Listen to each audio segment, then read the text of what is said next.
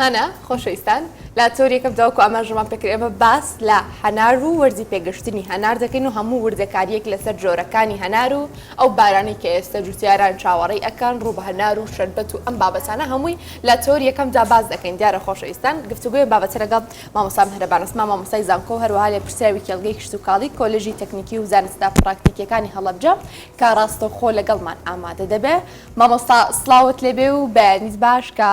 سوپاسیش ئەکەم کە لەگەڵ ئێمەدا ئامادەی بە مامۆستایەکەم جا بۆ پرسیارە دەست پێ بکەم تایبەتمەندی هەناری هەڵەبجە ئەبێت چی بێت؟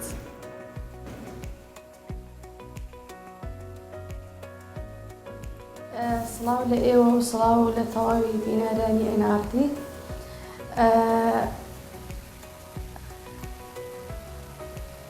بەڵێ مامۆستا ئەمەوێ پرسیارەکەتان ئەمەوێ بۆمان باس بکەی زۆر جا باس لە تایبەتمەندی هەناری هەڵەبجە دەکرێت چی شتێک هەناری هەڵەبجە لە جۆرەکانی تری هەناری ناوچەکانی تر جیاکاتەوە؟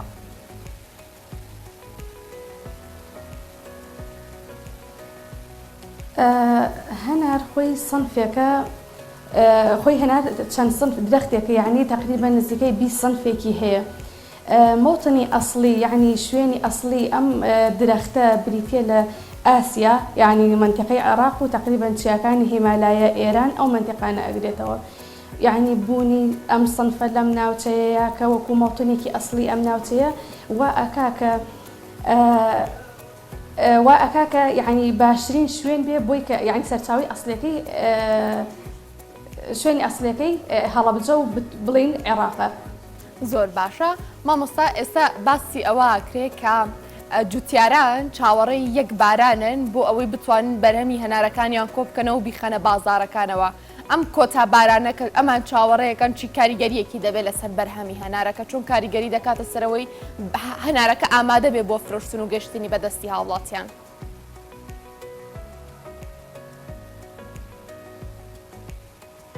خۆی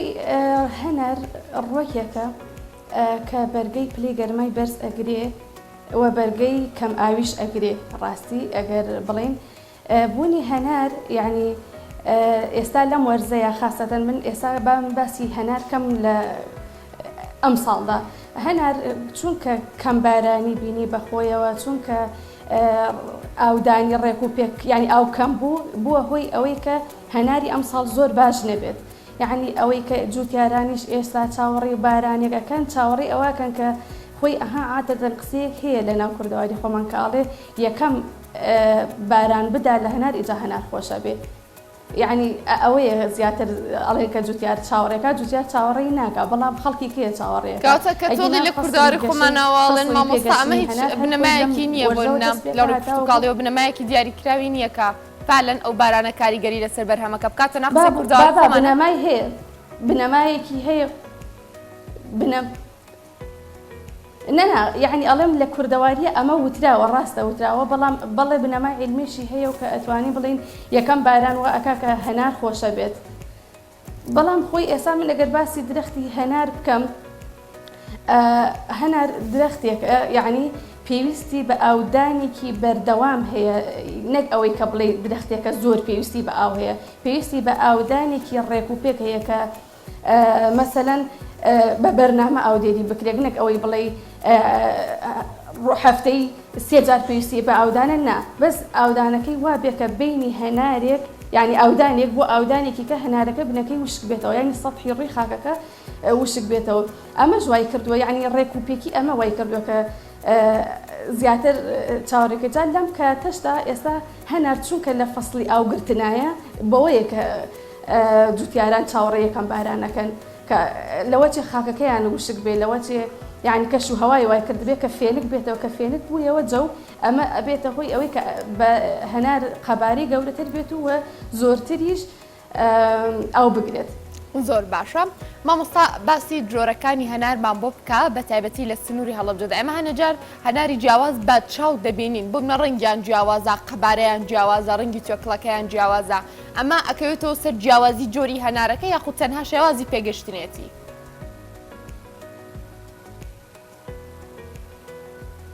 نا ئەزانی شوێنە وەکو پێشتر من ئاماژەم پێکرد تقریبا زیاتر لە 20 سنف هەنار هەیە بەڵام باشترین سنفیان کە تا ئێستا زۆر جوابیدا بێتەوە لە کوردستانە خاصەتەن هەڵەبجە بریتە کە پێشی بەناوبانگە هەناری ساڵەخانیە. خۆی لەم ساڵانی پێشوو تقریبا بزانم 2013 بوو لە بەریتانیا زیاتر لە هەناری 100 وڵاتی جیهان کۆکرایەوە هەناری هەڵەبجە بە پلەی یەکەم هات یعنی بە باشترین هەنار هات لە هەموو جیهانە. ئەمەش وتم وەکو پێشتر مەژەم پێکرد تایبەتمەندیەکەی گەڕێتەوە بۆی کە مەوتنی ئەسڵی هەنار بریتە لە عێراق و یعنی ئێران. زۆر باشە. مامۆستا ئەمەوێ بپرسم هەنار بە تەنیا خۆی وتی چەند سنف هەیە؟ فەرموو. فەرموو عەفو. باشە. مامۆستا ویستم ئەوەش بڵێم کە هەنار خۆی چەند سنفێکی هەیە هەر لە سنفی زینەتیەوە بیگری لە سنفی زینەتیەوە بگری کە بۆ جوانی پەروەردە ئەکرێت کە ئەمە باڵای لە 50 سانتیمۆ تا 1.5 مەتر ئەبێ و هەناری ئەعتیادی هەناری ساڵەخانی ئێستا هەنارێکی تازەش کە ئەم سنفەی زیاتر لە ناوخۆمانە خەریکە بڵاوە پێەکە بریتێ لە هەناری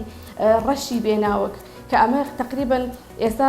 جوابدانەوەی هەبووە تا ئێستا لە هەڵەبجە یعنی خەریکە ناڵێ شوێنی ساڵەخانی ئەگرێتەوە بەس خەریکە بۆ چەند ساڵێکی داهاتوو تەسەوور دەکەم لە هەڵەبجە ئەم جۆرە هەنارە زۆر بێت. زۆر باشە. مامۆستا ئەمەوێ بپرسم هەنار ئەتوانێت بە تەنیا گەشە بکات بە هەندێک جار باس لە هەندێک میوە و هەندێک بەروبی و کشت و کاڵی دەکرێت کە پێویستە ژمارەیەکی زۆر دار و دەختی ئەو بەرهەمە بێت بۆ ئەوەی بتوانێت بە شێوازێکی گونجاو پێ بگات. ئێمەش نەجار تاقەتاق داری هەنار ئەبینین لە شوێنەکان بەڵام هەنارێکی بچووکی تامێکی زۆر ئاسایی هەیە. ئەکرێت درەختی هەنار یاخود بەرەمی هەنار بە تەنیا گەشە بکات لەگەڵ بۆ منە ڕز و باخی تایبەتی بەخۆی نەبێ؟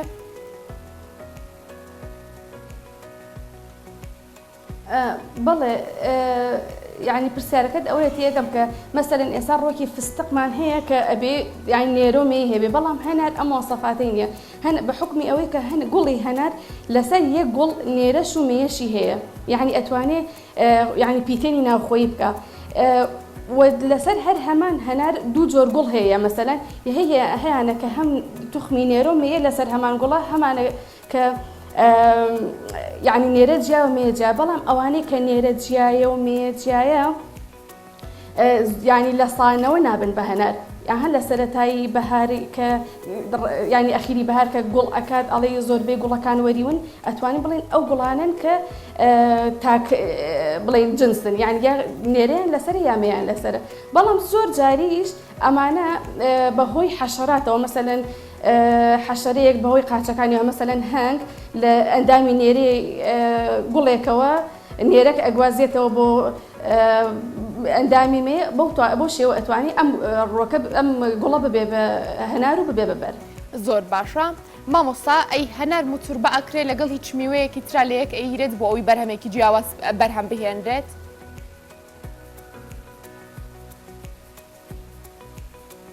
ئەمە زۆر لەم ساڵانی پێشوە ئەم قسە وترا مەسەلەن ئەوترا ئەم هەنارە دانی هەنارێکمان هەبوو کە شێوەی مەسەلەن پرتەقاڵی هەبوو ئەوە بەو شێوەیە یا شێوەیەکی سووریا بۆ یانوت ئەمە لەگەڵ پرتەقاڵە نازام لەگەڵ چیا مۆتۆر بەکراوە نەخێت هەنار بەس تەنها لەگەڵ خۆی مۆتۆر بەکرێت بەڵام ئەوەی کە ئاوایە بۆ شێوەیە ئەوە سنفی جیاوازە من پێشتر کەوتم 20 سنف هەنارمان هەیە بەڵام هەنار ئەتوانی لەسەر خۆی متوربە بکرێتەوە مەسەلەن جۆرە سنفێکمان هەیە کە بەرگەی بێئاوی ئەگرێ بەرگەی وشکی ئەگرێ بەرگەی نەخۆشی ئەگرێ ئەتوانین ئەمە وەکو ئەسڵ بەکاربێنین جۆری هەناری لەسەر متوربە بکەین کە چی بێ کە مۆسەفاتی بەرەکەی باش بێ مەسەلەن بەرێکی باشمان باتێ بەرێکی ئەودارمان باتێ بەرێکی قەبارە گەورەمان باتێ. زۆر باشە. مامۆستا ئەم هەنارە باش و قەبارە گەورەی کە تۆ باسی کرد ئەکرێ بۆ نمونە کەسێک لە حەوشێکی خۆیان لە باخچێکی خۆیان بیچێنێت بتوانێت ئەو بەرهەمە خۆی بەدەستی بخات ئەتوانێت هاوشێوەی بەرهەمەکانی هەڵەبجە و ناوشەکانی تر بێت بۆ من ئەگەر باخەکە لە هەڵەبجەش بێ بەڵام تاقەدار بێت.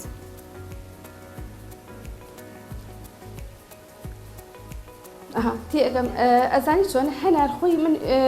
سنفەکە یەکەم زۆر زۆر ضرورەکە ئێمە ئەو هەناری کە هەڵیە بژینین بزانین سنفەکەی چۆنە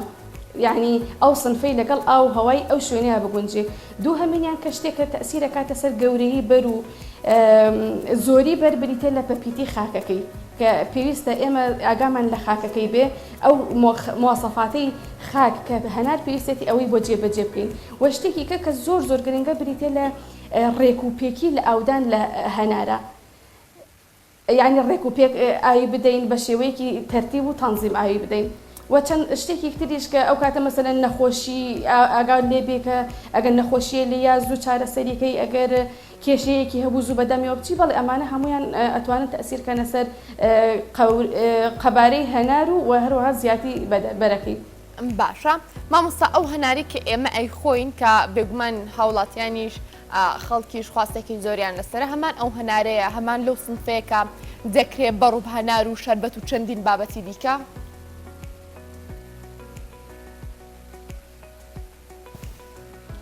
خۆی هەنار بە کەسەکان مەسەل ئەم شەربەتە بە کەسکەوتووە مەسەلەن من ئێستا وەکو خۆم حەزم لە هەناری مێخۆشە ئەتوانم سنفی ساڵەخانی بخۆم یا سنفی ساڵەخانی بێنم و بیکەم بە شەربەت و سنفی ترشمان هەیە ئەم سنفی ترشە زیاتر بۆ ڕوو بە هەنار بەکارێت و سنفی ترمان هەیە کە زیاتر ئەمیان لە کاتی گوڵکردنە گوڵێکی قەبارە گەورە و وەکۆڵێ پڕ گەڵامان ینی ها ئەو گوڵە وردانی کە لەسەر گوڵەکە هەیە ینی ئەو گەڵا وردانە ئەمانی زۆرە ئەمە ئەبی زیاتر بۆ جوانی گوڵەکەی ئەچێرێ. زۆر باشە مامۆستا هەندێک جار هەنار دەکڕی بەرەمێکی جوانی هەیە ڕەنگێکی جوان و ئاڵی هەیە ئاوێکی جوان و ئاڵی هەیە بەڵام کاتێک کە تامی دەکەی ڕقەڵی پلاستیکە ئەمە چی ئەمە هۆکاری شێوازی چاندنەکەیەتی سنفەکەیەتی پەیوەندی بە چی شتێکەوە هەیە ئێستا تۆ باسی مێخۆشی و ترشی ئەم بابەتانە و کرد.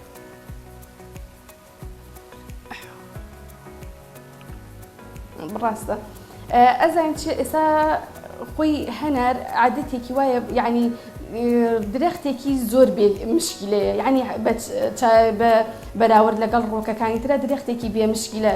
بەڵام ئێستا خەڵکی خۆمان بەداخەوە فێر بووە کە زۆر موادی کیمیایی بۆ بەکارهێنن یعنی زۆر لە ڕادە بەدەر بۆ ئەوەی بەرەکەیان گەورە بێ بۆ ئەوەی بەرێکی زۆریان باتێت موادی کیمیایی زۆر بەکارهێنن و هەروەها احتیمالیش ئەکا سنفەکەی بێ و هەروەها احتیمالیش ئەکا ئاو هەوا کە زۆر تەئسیری هەیە لەسەر ڕۆکەکە ئێستا مەسەلەن جاری وایە کە ئەچی بۆ باخی ئەبینی ئەم باخە پڕە لە هەنار یعنی هەناری باش گرتووە بەڵام لە ناوە وشکە یعنی ئەمانە چەند کێشەیەکن کە زیاتر ئاو هەوا تەئسیریان تێ ئەکات. زۆر باشە زۆر جا بەرهەمە کشت و کاڵەکان باش شێوازە بێ لە شێوازەکان میوە ببورن مێرو و کرم ئەم بابەتانە لێ ئەدات و ئەبێتە هۆی زیانگەیاندن بە بەرهەمەکە و بە دار و درەختەکە. پێمان بڵێ هەنار چۆنە ئەم کێشی تووشی ئەم گرفتا بێت یاخودنا.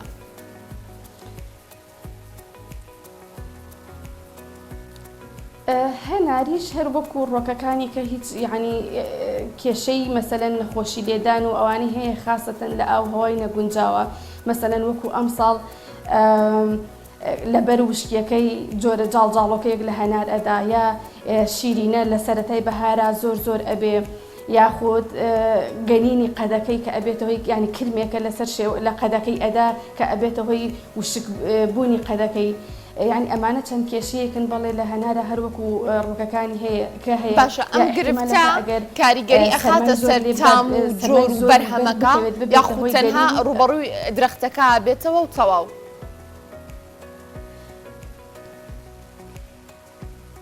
بەتەئکید تەئسیری ئەبێتە سەر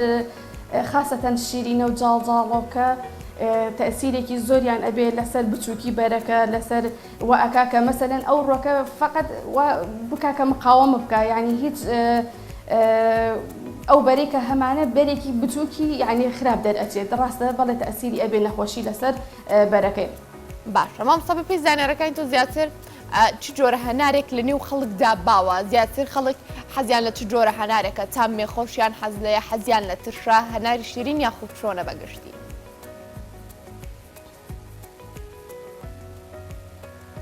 وڵی عادەتەن خۆی خەڵکی خۆمان زیاتر حەزیان لە هەناری مێخۆشە خاصەتەن هەڵەبجە ئێستا وتم هەناری ساڵەخانی زۆر بەلامانەوە ئەم جۆرە هەنارە مێخۆشە و هەروەها هەناری شیرینیش هەیە کە ئێستا حالیان کاتی ڕنینەوەی بەڵێ هەناری ساڵەخانی هەناری مێخۆشە ئێمە ئێستا ئەتوانین بڵێن مەسەلەن لەم باخی دەوروبەری خۆمان من ئەتوانم بڵێم سێ جۆر هەناری بە تەکیتایە هەنارێکیان کە شیرینە کە ئێستا کاتی چنینەوەیەتی یعنی ئێستا ئەتوانی بیخۆیت ئێستا کاتی خواردن هەناری شیرین بە بەراورد لەگەڵ جۆرەکانی تری هەنارە زووتر پێئگا یعنی زووتر کاتی لێکردنەوەیە دوای ئەوە هەناری مێخۆش و هەناری ترشمان هەیە کە ئەمانەش یعنی کاتی گەیشتنیان و کاتی ئەوەی کە بڵێ ببێ بە هەنارێکی چاک و دەرەجەیەک ماویانە لە ئەخیری پاییزا تقریبا و خۆت وتت بارانێ دوو باران لێ بدا ئیجا خۆشە بێت باشە مامۆستا زۆر باسی ئەم باران و دوو بارانەمان کرد کە ئێستا هەنار و جوتیاران چاوەڕێ ئەەکەن بەڵام لەگەڵ ئەوەشدا ئێستا لەنێو بازاڕەکاندا دەبینین کە هەنار بەردەستە ئەی ئەمە چۆن خراوەتە بازاڕەکانەوە لە کاتێکدا بۆ پێگەشتنی بەرهەمەکە پێویستی بە بارانێکە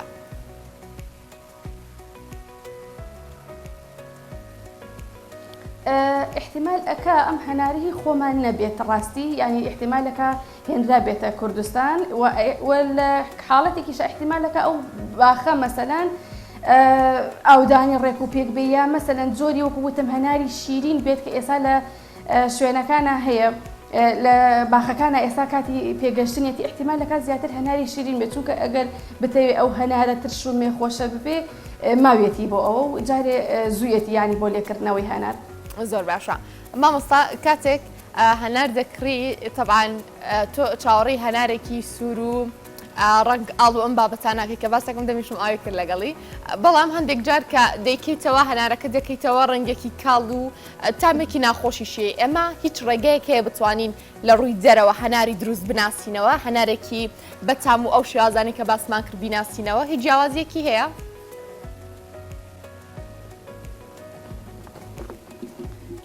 هەنار خۆی لە سەرەتایە کە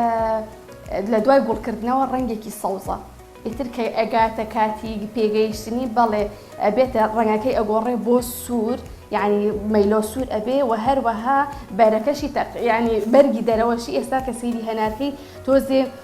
یعنی ئەستورە بەرە ینی بەرەکەی تەنک ئەبێ وای لێ جاری وا هەیە ئەتوانی زۆر بەچاو دنکە هەنارەکان ببین ینی لە ناو توێکڵەکەی دنکە هەنارەکان بینی کە ئەمە نیشانێکی زۆر باشی پێگەشتنی هەناریانی هەم ڕەنگەکەی ئەوگۆڕی هەم ئەتوانی بە شێوەکەی بیناسیتەوە زۆر باشە مامۆستا باباسی بابەتێکی تر بکەم ئەویش ساڵانە هەندێک جار فستیڤاڵی تایبەت بە هەنار و باخستنە ڕووی بەرەمە هەنارەکان ساز دەکرێت ئەم فستیڤاڵانە تا چۆنێک گرنگن بۆ ناساندنی ئەم بەرهەمانە تا چۆنێک گرنگە ساڵانە ئەم جۆرە فستیڤاڵانە بەردەوام بن لە هەڵەبجەشەوە بگوازرێتەوە بۆ ناوچەکانی تری هەرێمی کوردستانیش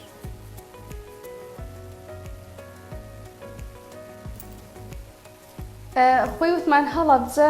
ئێستا هەناری هەڵەبجە بەناوبانگە لە تقریبا بڵێم لە عێراقا و بەتایبووە خەریکە ئەبێ بە جیهانیش وەکو وتم کە ئەو پێشانگای بەریتانیا کرایەوە خەریکە هەناری هەڵەبجە بە جیهانیش ئەناسرێ بەڵێکردنەوەی ئەم جۆرە پێشانگایانە وای کردووە هەناری هەڵەبجە زۆر زۆر بناسرێ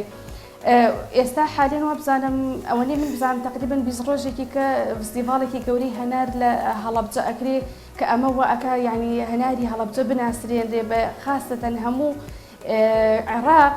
و یعنی بە تایبەتی ترج مەسەلەن بڵێم دەرەوە یعنی ئەتوانین بە دەرەوەش بیناسین زۆر باشە گواستنەوەی ئەم بەرهەمەش بۆ ناوچەکانی تر وە ئەکا لە ڕووی ئابوووریەوە مەسەلەن هەناری هەڵەبجە زیاتر پارە بکە زیاتر بناسێنرێ یا ئەتوانی واشکەین کە خەڵکی شوێنەکانی تر هەان بدرێت لەسەر بەرهەمهێنانی هەنار زۆر باشە مامۆستا هەر ئەم فستیڤاڵی کە باسی کرد لە جیهاندا کراوە لە هەڵەبجە ئەکرێ ئەمە یارمەتیدەرە بۆی ئەو بەرەمە هەنارە تایبەتی کە لە هەڵەبجەدا هەیە کە لە ناوچەکانی تری کوردستاندا هەیە بتوانێت هەناردەی دەرەوەی وڵات بکرێت هەناردی بوومە باشوور و ناوڕاستی عێراقیش بکرێ بێگومان لەگەڵ هاوشێوەی وڵاتانی دەرەوەش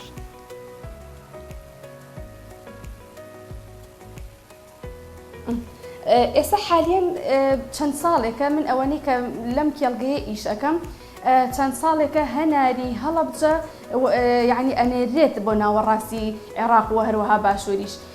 ئێستا خۆی ئەگەر من باسی هەناردەکردنی هەنارکەم یەکەم وڵات لە جیهانە بۆ هەنارەکردنی هەنار بریتێ لە ئێران دووهەمیان یعنی هێندە ئێمە بەڵام عێراقیش هەناری عێراقیش یعنی مەسەلەن بابن کوردستان بڵێم هیچ کەمتر نییە لەوان ئەگەر باشتریشە مەسەرەن بڵێم لەوان بەڵام بڕەکەی کەمە زیاتر هەر ئەوەنە بەرهەمێنراوە تا ئێستا تقریبا لە هەڵەبجە نزیکەی 8500 باخمان هەیە ینی دۆنممان هەیە 8500 دۆنم زەوی کراوە بە هەنار کە ئەمە شوای کردووە کە ئەم ڕێژەیە زیاتر بە دەرەوە بناسرێ زیاتر بنێرێتە بۆ ناوچەکانی تر یا خەڵک هاندراوە کە زیاتر بەرهەمی هەنار ینی هەنار بچێنێ بەرهەمی هەنار بەرهەم بهێنێ لە ساڵەکانە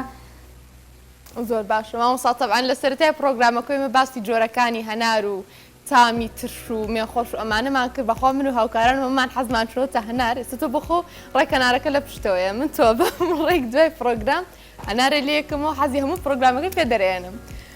مامۆستا میهرەبان سپاس مامۆستاگیان مامۆستا میهرەبان عوسمان لە پرسراوی کێڵگەی کشت و کاڵی کۆلێژی تەکنیکی و زانستە پراکتیکیەکانی هەڵەبجە و مامۆستای زانکۆ زۆر سپاس بۆ تەواوی زانیارەکان سپاس بۆی ڕاستەخۆ لەگەڵ ئێمە ئامادە بوویت و لەگەڵ ئێمە بەشدار بووی دیارە خۆشەویستان ئەوە هەناش زۆیوت ئاها ئێستا هەنار